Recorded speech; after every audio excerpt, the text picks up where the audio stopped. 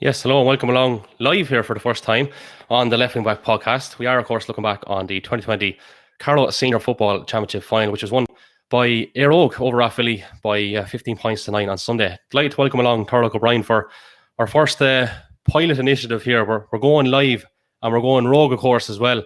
And Turlough was joking there, Eire Og, and our sponsors will love that, who are, of course, Rogue Vintage. The show is brought to you in association with them, a fantastic small local business based here in Carlow, specialising in the finest vintage clothing to suit everyone. And for more, you can, of course, check out their website. It is rogue-vintage.com. Turlough, great to have you on once again. We got a great little hop to last week's episode. I was going to cut this little clip, but I wouldn't want to blow me on trumpet. I did say Eire Og by 5 or 6 points, so I'm quite happy with that one. Yeah, fair play to you. Fair play to you. It was tight enough, really. It was only 3 points in it. I think with 26 minutes gone in the second half, and Eire Og pulled away in the end with 3 late points. Took a bigger gap.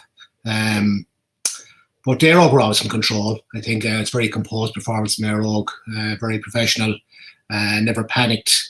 Comfort on the ball, protect possession very well, and bided their time and took their scores when the opportunities came. That was kind of the difference between the two teams, Yeah, so obviously plenty of talking points. In that first quarter, Eire Og actually started so well.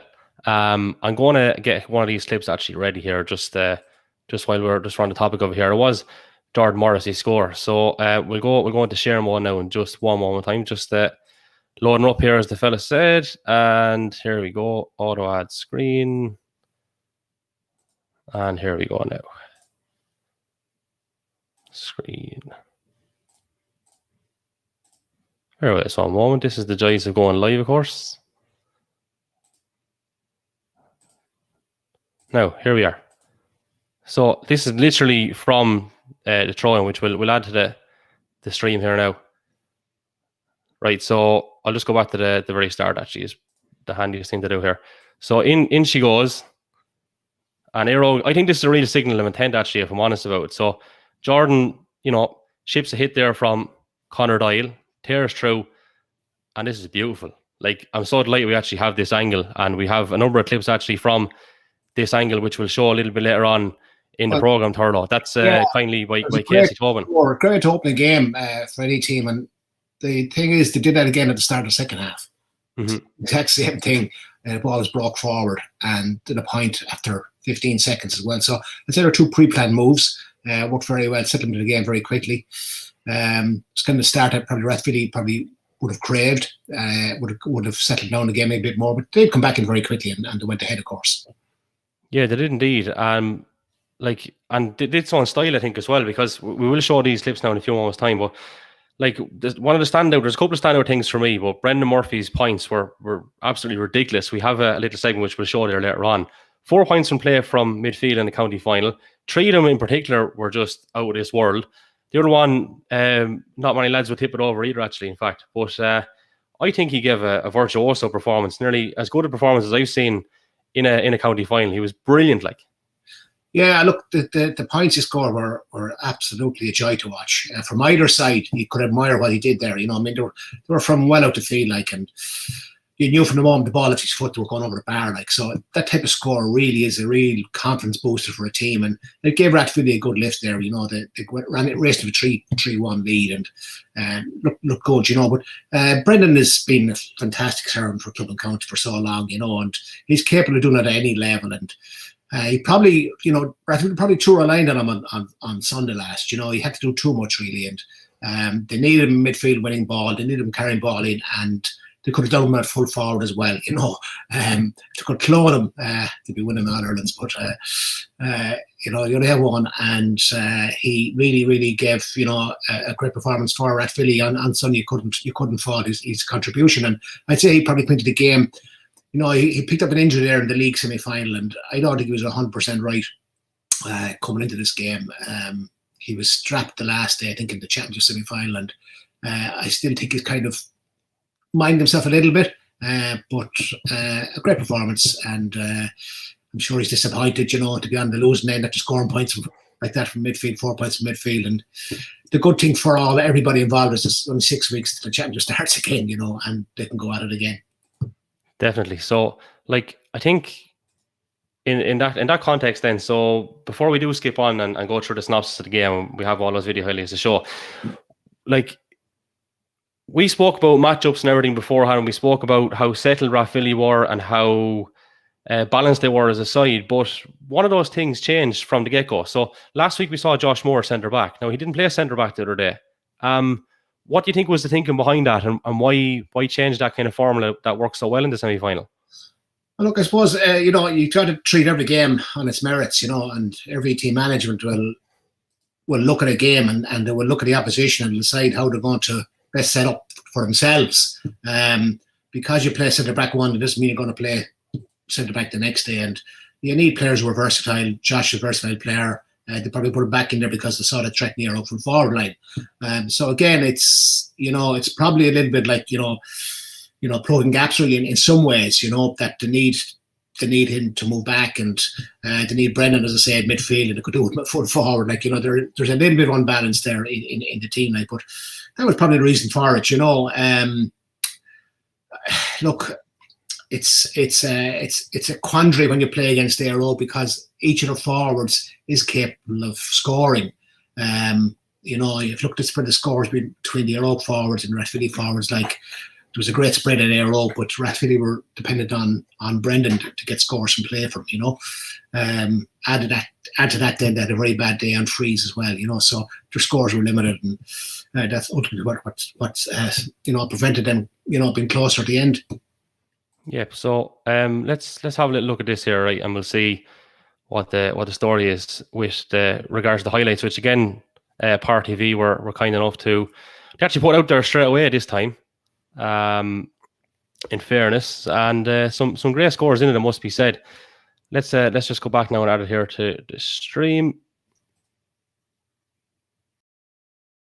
and there we go. Yeah, so look, we haven't got the full screen resolution on it, but that's a fantastic point. That's one of the best scores you'll see. If you look at that, like, and you look at the number of bodies Eire Og at back, they had the scoring zone well covered, but when you have someone that can kick a ball over the bar from outside the 45 from play, you can have all the cover you want, but when you have that quality, it's very hard to mark against that, and so this is one of the turnovers, which again we have a clip in isolation. You'd like with this one, Dara was involved, but this actually leads to a score. Yeah. Well, look, this is key. This is a key factor in the game. Eire Og turned Rathvilly over 18 times in this game. 18 times.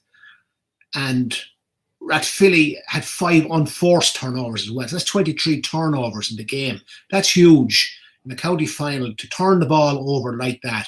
And that was because, from my perspective anyway, Benny Kavanagh was sweeping for Eire Og.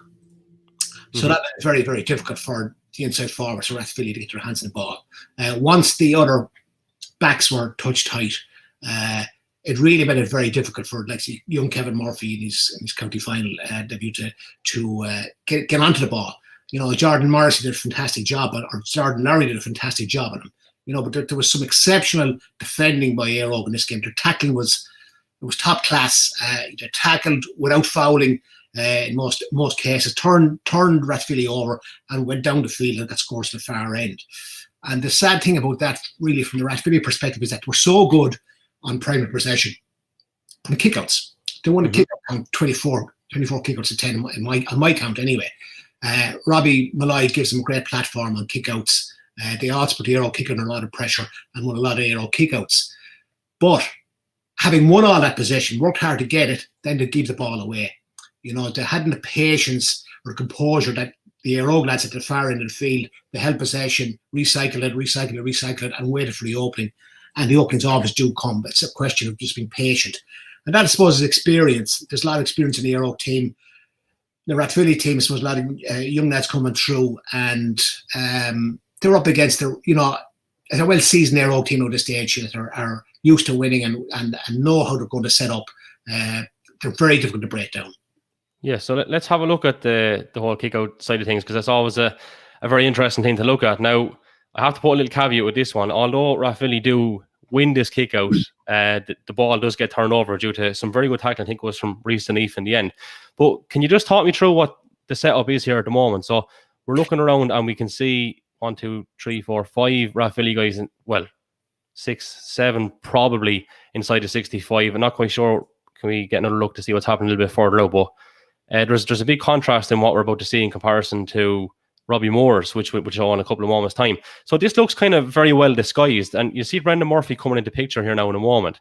And this is a nice little dummy run as well from Conor Doyle to create a bit of an opening here on the left-hand side. I think it's going to Brendan myself. And then all of a sudden, little chip out to Josh Moore. Yeah, look, so, this is a classic. This is a classic kick out. So this is the get out jail kick out for most inter-county teams. You're looking at going right for the goalkeeper. If you could just put it back on the screen there, Kevin, just a free shot of it. Yeah, just give us one moment there now again. We'll grab her. Just takes a second or two to load once you have her. You lose it. Now, there we go again. Okay. So Robbie's right for the player. Yeah. And, he can disguise that kick out because he only has to step back one step and he can hit his man on the left-hand sideline. That. Whereas if that player was on the far sideline, Robbie would have to change his body angle and run at it to get the ball to him. And you can identify it very quickly. But this one here is, if they get out of chain, if there's nothing else on, the ball goes to the cornerback, basically. So it's literally a last-minute change of mind. It's not deliberate from the moment he steps up to... It's the option. It's the option that they have if there's nothing on further up the field. Keep possession and run the ball from there. And he's very, very good at this. He did it with the county team for a number of years. And the Rathvilly lads will be very familiar with it, obviously. They worked it very well. Josh, obviously, is in with the county as well. So they're very familiar with it, But also, you saw the option that I had here with Brendan, the space in front of Brendan. And this was one they used quite a bit as well. Mm-hmm. They created a hole there, and Brendan was able to just get up, win the ball. And surprised that he got it so easily at times, Are Eire Og anticipating that that's going to Brendan, actually? Because it looks like they're set to kind of turn and attack the break off him. Look at it just for a moment. And then they kind of, they're like, whoa. And now, in fairness, I probably shouldn't have cut this as short. The two lads are in like a shot, and there's a turnover because of it. It's Adam Murphy, I think, and Reece Neef. The one thing I want to ask you here, just on this clip, it's a pity we don't see where Josh Moore's starting point is from that kick out. Is he literally touching that sideline? Do you think? He would be. Yeah. He's basically trying to lull the forwards to thinking that he's out of the picture, that he's not going to be an option, that the goalkeeper's not going to get the ball to him. But the goalkeeper usually does get the ball to him. That's the fantastic thing about a good goalkeeper with a good kick out. And Robbie has a really good kick out. And so is Robbie Moore. He's a very good short kick out too. Sometimes it can go wrong. And when it goes wrong, then it looks really bad, and everybody comes back down on top of the goalkeeper. But that happens because the goalkeeper doesn't have many options, maybe further out the field. But you asked me where Eire Og well set up for that kick out there, and you said to turn it over. And if there's one area for improvement for Eire Og, looking at this, looking at a few other games recently, is that they're not really set up well on opposition kickouts or on their own kickouts. It seems to be a little bit nearly made up on the day. It's not a full press. It's not done very well. And opposition are getting the kick out away all the time. Mount Leinster Rangers got away ferocious when the kickouts against Eire Og as well in the semi-final, recall. A lot of ball was kicked at Dermot Border, who was in midfield. Ball was popped in space and he just ran in and picked it up. So Eire Og have got to work on that if they want to progress beyond Carlow. They're going to come against tactically more aware teams, and they can't afford to be slack around kick out and set pieces. They really got to do a bit more work on it, I would say. I don't know what work they've done on it, but the evidence from the statistics is that they've been turned over quite a bit under kickouts. Okay, so just with the one last thing on Josh Moore there, is there any chance that the two guys concede that deliberately so they get the two of them over the press? Is that unlikely? No, that's quite possible. That's quite possible. That's another ploy that some teams use, that they would try and pin in the corner back. It would give a false sense of space and try isolate him and turn him over. That does happen, but I'm not sure if that was the case. I think it just that has all the hallmarks of going to John Murphy during your time as Carlow manager. A lot of time John would have been obviously sweeper, but hugged that sideline on the left hand side. So it looks kind of out of that textbook a little bit. Same thing, right? So let's have a look then in comparison at a couple of Robbie Moore's ones. And again, it's not a witch hunt thing or whatever. And after this one, I think he went short and actually found, could have been Eire O'Brien actually. So let's roll on here. Right. So actually, I'd like to kind of just stop it for a moment. There's 1, 2, 3, 4, 5, 6, 7, 8 inside the 65, and I think on this particular one, yeah, it goes down to Jordan out the middle. But now this doesn't work out because Tony Bulger gets possession, and a couple of those were very similar. And there was sometimes 7 or 8 Eire Og lads inside the 45. Slightly, just roll it back a little bit. Okay. No, go back out more. Bring it back out. Go forward. Right. Okay. And freeze it around. Just go up another bit, and just freeze it. Just say stop it there now for a second. Okay. So the target here is Jordan Morrissey. If you look at the space around Jordan Morrissey, if Jordan can get his hand on that ball and flick it forward, the Eire Og forward, and I think it could be Dara, I think, on the opposite side under the stand there. Okay. After that in a flash, the whole opposition half the field is open now, and it's a ball that takes out 8 or 9 Rathvilly players if it works. It's a kind of precision enough kick out because it just went the wrong side of Jordan. It favoured Tony Bulger to say that time. It's a good option on a kick out, where you want to try maybe catch a position, by surprise and maybe create a 2v1, an overlap situation. If you're Jordan Morrissey and Eire O'Brien running through at full speed, 2v1, chances are it's going to be a goal situation. So I wouldn't fault Robbie Moore for that. Don't forget too on Sunday, there was a very strong breeze on Sunday. It was very difficult for kickers on long kicks. And that was a factor, I think, for Dara Murphy, who was kicking the frees for Rathvilly. He was kicking a lot of very long frees from outside the 65, hoping for scores. And it's a difficult kick on a calm day.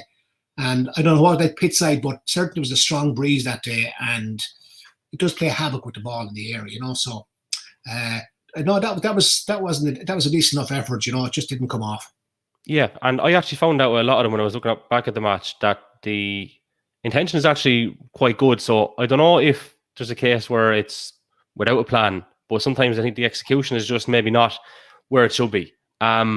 And that's not always Robbie's fault either, actually. Correct. Yeah, this is a team situation. Like, players have to make themselves available. They have to know what's happening. Sometimes there's poor communication between defenders and players, and there's uncertainty. There's no clarity. So that's something that has to be worked on. It can happen. Look, county final days, lads are nervous too, and they're hyped and all the rest of it, and they can deviate from what they're supposed to be doing. So I don't know what happened, but certainly for years Robbie's been excellent on short kickouts in particular. He's very good at finding a man, So on this particular Sunday, though, Rathvilly I think did very, very well in both sets of kickouts. Yeah, and Tony Bulger did his homework there as well. Like, he was getting on a lot of those kickouts in fairness, either cleanly or getting a break on it. But as you say, it really is risk reward because Rathvilly chose to press there. If they don't, they cough up the kick out, and then Eire Og are coming at them in a wave. So, do they still, or did they do the right thing in that regard over the duration of the 60? Well, typically, I would say they did, because they won more kickouts than the last, I'd say, typically, too, you're not going to have Brendan Murphy midfield probably contesting that ball, so the likelihood is they're going to win that ball. No, I think Rathvilly were cute enough in the kickouts and did very, very well. Their strategy was good. Unfortunately, as I say, when they had possession from the kick-out, then they turned over the ball. So, hence, they put themselves under pressure. No better team to counter-attack than Eire Og. It's manna from heaven to Eire Og, and they're very good at running the ball through their hands. They're very cute as well, very, very intelligent. Gannon in particular is really good at this. He's cute. He protects the ball well, and he brings lads into the game. It's hard to be too critical on players in these situations. As I say, it's county final day. Lads are nervous, and things don't always go to plan. Especially, as I say, the strong wind that especially the first half. I think it died down the second half.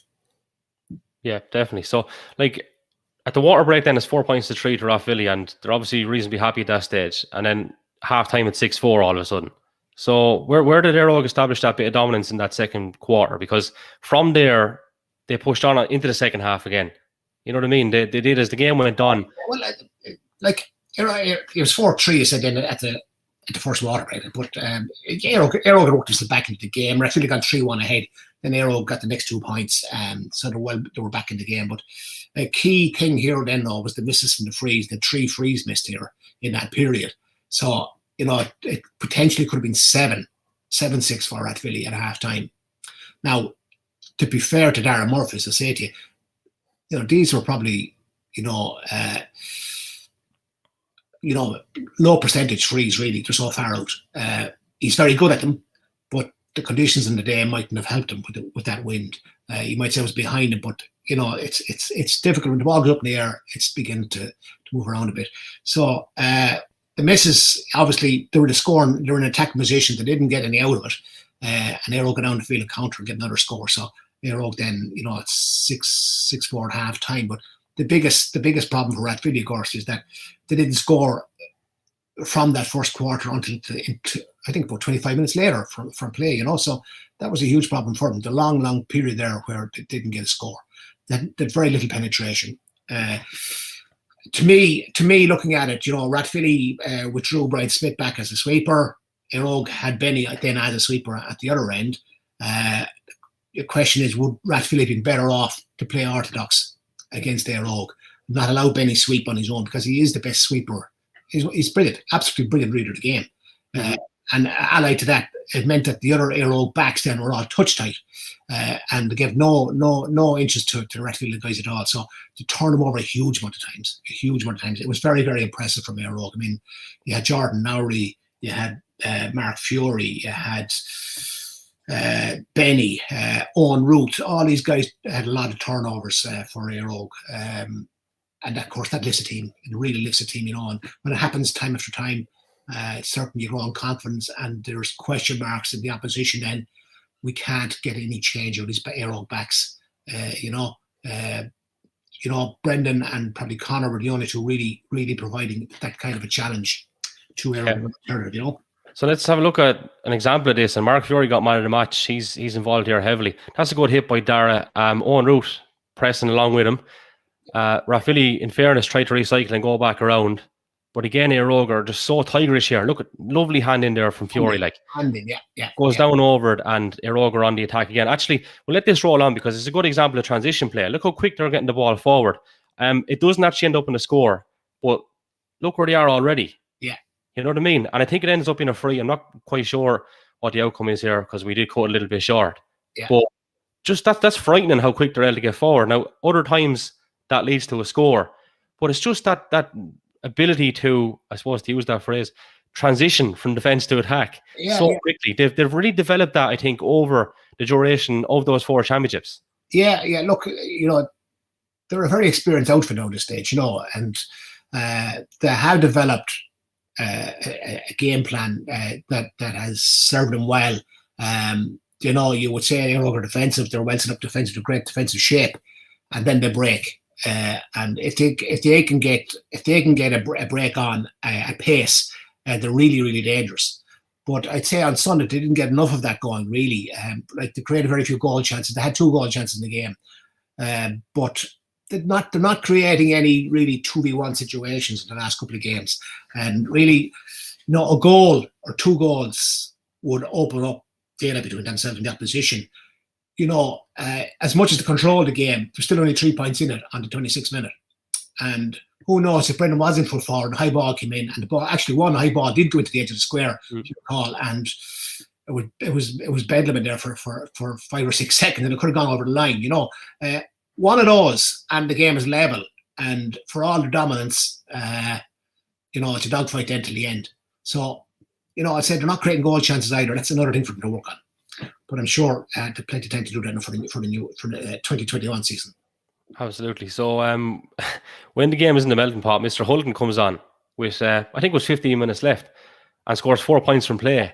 And we'll show some of those scores in a moment's time. They were fabulous scores. And for me, you could tell by his demeanour he had a point to prove. Because a lot of lads are wondering how he's not on this Eire Og team. And he looked like a man on a mission when he came on. Yeah, look, I'm glad you brought it up, because obviously it's been a big talking point, He was wearing red, so he was. Shane Kingston was wearing red for Cork on Sunday as well in the hurling. He came on as a sub for Cork against Kilkenny. and he turned the game around for Cork. Colin did the same for Eire Og.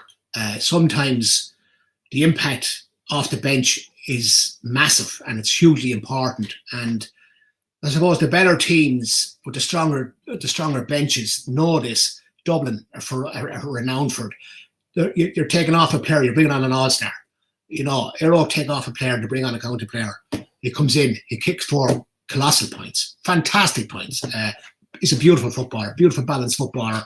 He's not just a skillful footballer, he can win dirty ball as well. This chap has it all. He's going to be very, very good for Eire Og, so he is. And as disappointing as he would be, sometimes, football and life are very similar. You get knocks, you have to take them on the chin, and you've got to pick yourself up and make the most of it. This is something I've always felt down the years coaching at juvenile level, where you have, parents who aren't happy when their child isn't playing, and they're very vocal about it, and they're upsetting the child instead of taking the lesson for the child and saying, well, look, life is sometimes cruel, sometimes things happen that shouldn't happen, and you have to be able to deal with it. This is where you develop resilience, and you like to see a player respond like Colin Hulton did on Sunday, came in and put 4 points on the bar, over the bar.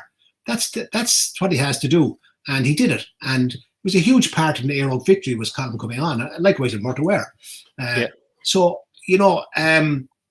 I've been in that situation as a manager. My own son on the team. A lot of talks with Adam. Colin was the talk. Adam Murphy had a fine game for Eire Og on Sunday. Very well, yeah. Lied for him. He worked his socks off, so he did. He has a very good work rate. He gets around the park. He may not be as much of a finisher as Colin, but he brings other things to the game as well. It's getting the balance right in the team. And, every manager, I haven't met a manager yet to try to pick the team to lose. They always try to pick the best team they can on the day. And I think you have to respect that. And the proof of the pudding is in the eating.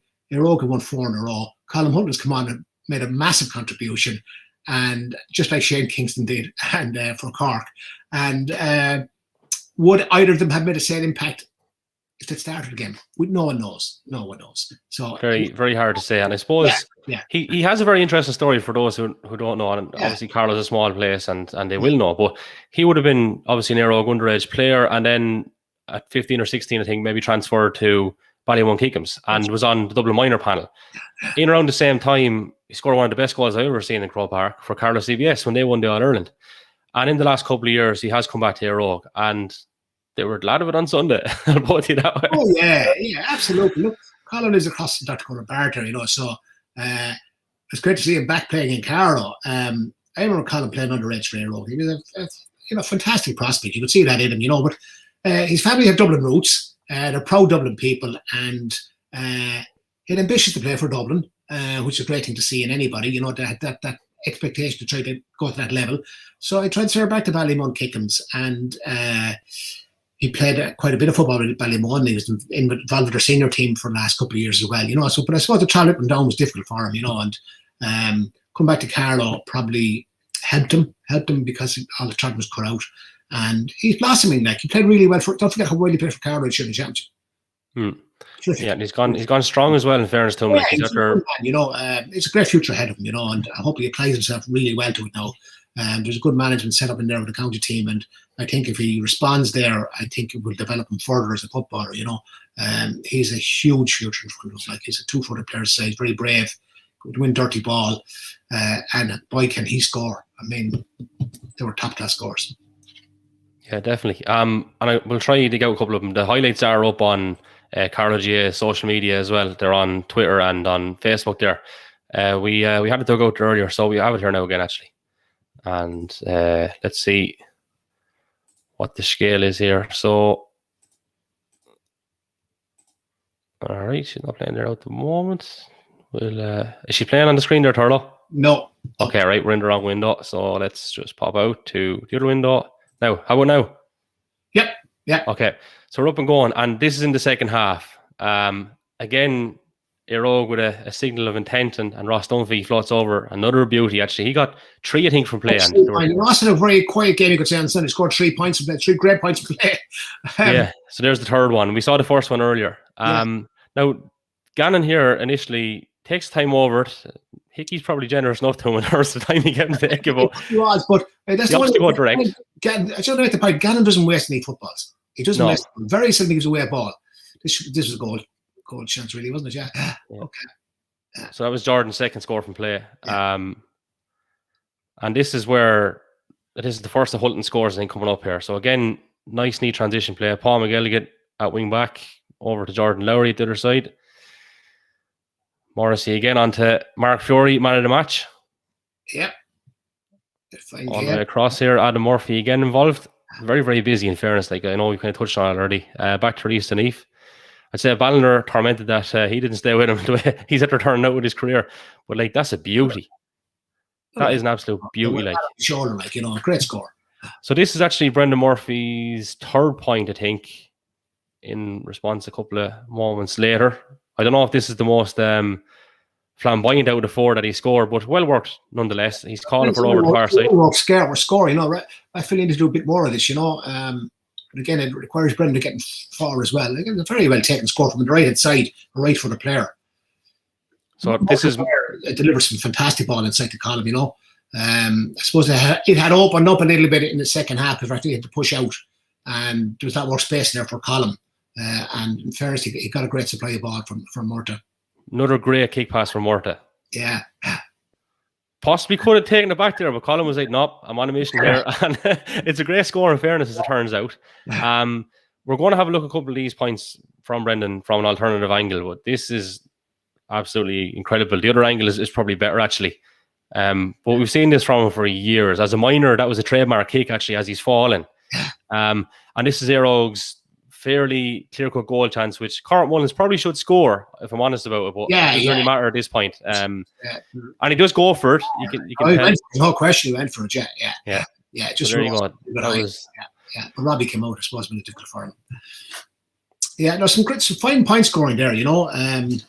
Pity there wasn't a goal or two in the game. The goals really add to a county final. There were goal chances were in short supply, really. Eire Og had two. Rathvilly had two as well, probably. Took a point there. Brian Murphy took a point, I think, and the other one was that high ball into the square that was fumbled, and I think Benny had more than likely cleared it out. From an Eire Og perspective, said that leads a team in the game. You don't create those goal chances, you don't take a goal chance. That last few minutes, 26 minutes. Running 3 points in it, and inevitably in those situations you do concede a goal, Yeah, and it's funny because I know I've kind of mentioned that Eire Og pushed on, but still there was only a couple of points in it. It was a funny type of thing where Eire Og were, you'd say they were on top, but they still weren't getting far enough away. Like between themselves and Rathvilly, there's no doubt about it. Another thing there that an all failing Rathvilly came back to haunt him a bit was discipline. 5 times the ball was brought on for back chatty referee. 5 times, and there was a couple of scores off some of those. Eire Og had none. It was a very disciplined performance from Eire Og, I'd have to say, in that regard. But this has been something that's let Rathvilly down in the past, is this back chat to referee.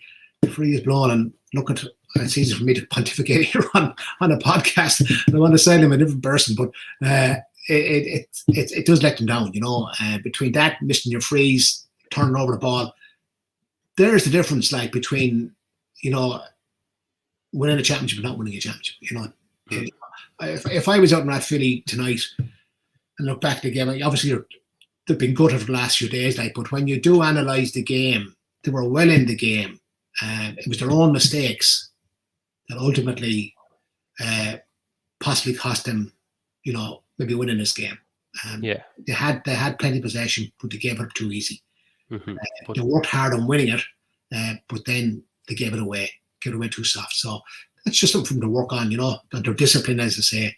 I don't think they'll be as bad again in free kicks. It's just one of those days. There's a lot on a young man's shoulders to be kicking those frees from that distance, and maybe they could have changed it a little bit sooner.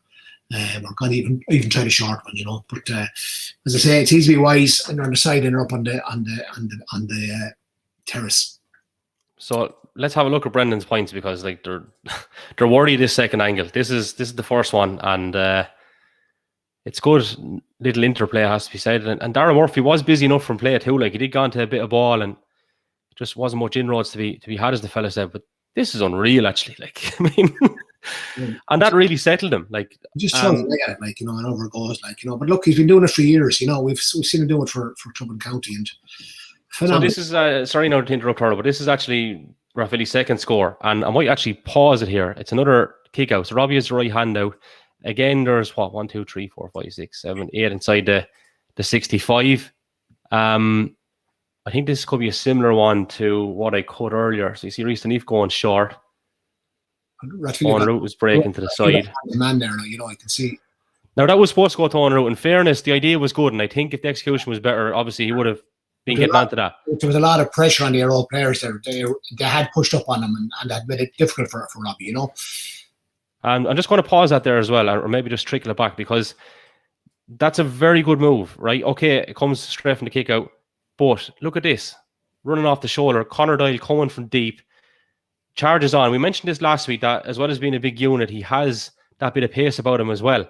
And I think that's great when he's coming from wing back like that. That's probably the big advantage of having him playing wing back, actually. Yeah, he has electrifying pace. He's a big fella, He's probably got to be, he's got to be midfield for Rathvilly. I would say, they need his athleticism in midfield. He's a guy that needs, confidence debating for him, and he needs to get into more of these situations. And, if he was to rack up 2 or 3 points in these games, like, his confidence will develop no end, like, because he's well capable of doing it,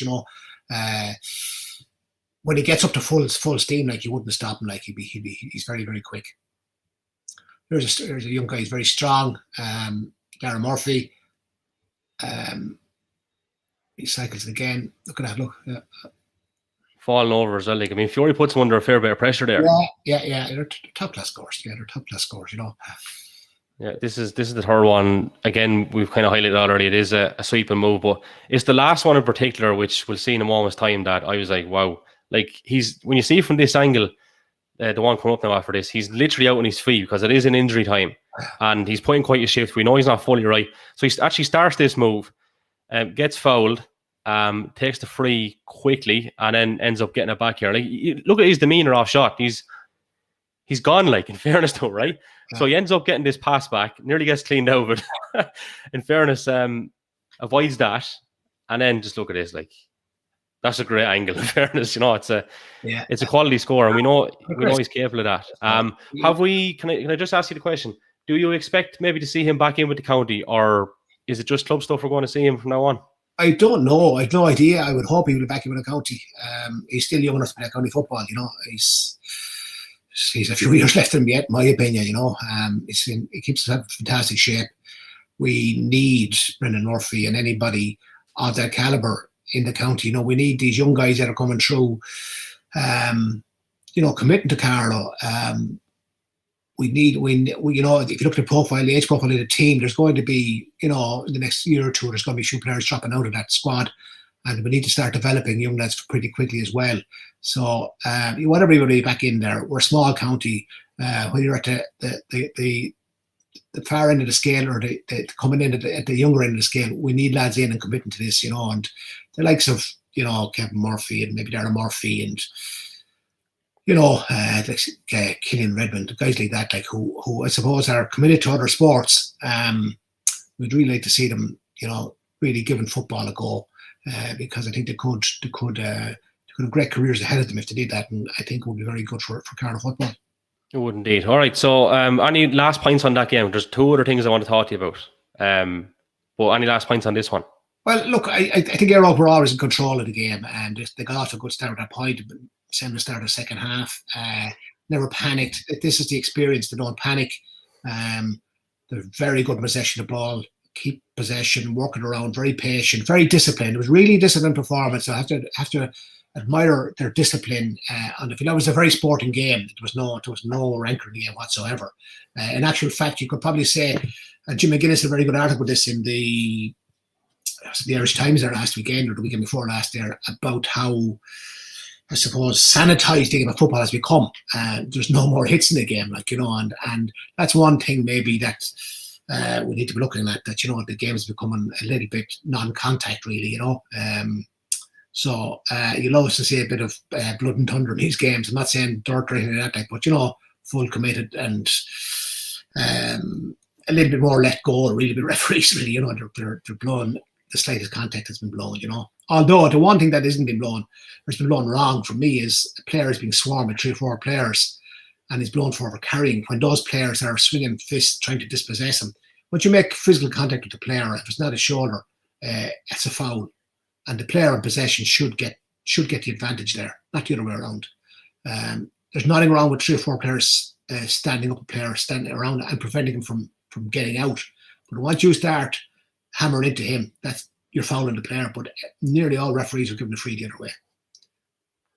So one of the things I'm not going to go into is proposals and stuff, because we're blue in the face and talking about this over the years. There's 2 gone in, and I'm just going to really quickly ask. I don't think you're going to be probably in favour of either of those. I know you had different thoughts on it. It seems a bit bizarre. I think one of them is to pull a team or 2 out and throw them into another province, kind of basically, for want of a better phrase. So we won't go into it. You're not happy with the 2 proposals, I would say. Just leave it at that. No, I'm not. No, I'm not going into it again, to be honest with you, no. That's fine. And I don't want to go into them either, because I know your thoughts on them, and I know you wouldn't be happy with them. Your old friend Brolly, who I know you used to have a comment or 2 with, was on the GA Social recently there. Great podcast, actually, in fairness. And he made actually pretty good points, in fairness to him, about the tiers and stuff, and how All-Ireland final day would work with the 3 tiers in the final or whatever. But anyway, I'm not going to go into it. We'll say that for another day. We spoke about it enough. What I will ask you is, this year's All-Ireland, of course, we have a bit of a delay now because there's an outbreak in Tyrone, and we hope everyone is safe and well up there. There's talks that Tyrone mightn't be actually in the championship. They might pull out of it. Like, I know the game as it stands has been delayed. They were hoping for a 2-week period. They've been given a week. What do you think? Like, it's a situation that inevitably was going to happen, and now it's happened near enough at the business end, I suppose. Yeah, it's a nightmare scenario for Tyrone.